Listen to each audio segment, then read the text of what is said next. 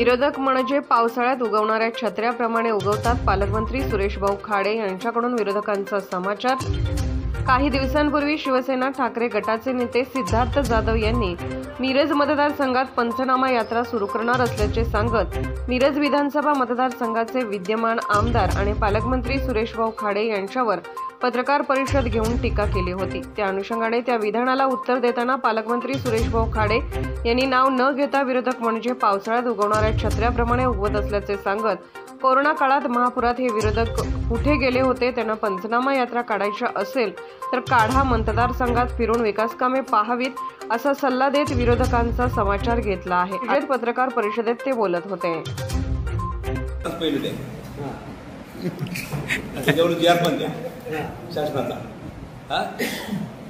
मी तर प्रत्येक वेळी चॅलेंज करतो. मी ज्यावेळी निवडणुकीच्या अगोदर एक महिन्याभर मी प्रत्येक गावात रजिस्टर लावतो की आतापर्यंत झालेली काम, प्रस्तावित काम असं मी रजिस्टर लावतो ना. हा पारदर्शक कारभार आहे ना.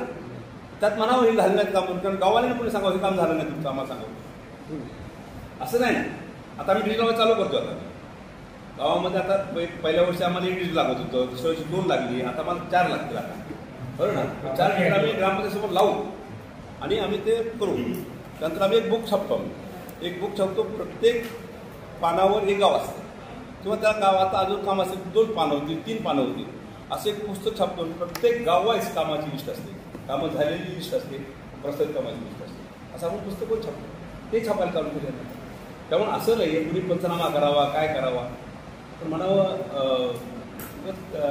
बोलण्याचा अर्थ नाही तसा म्हणावं. बोला तुम्ही 1 पैशाचं काम केलं नसेल तर तुम्ही दावा करत असाल. आज पावसाच्या छत्र्या उगवत असाल. 5 वर्ष गेला होता कुठं तुम्ही?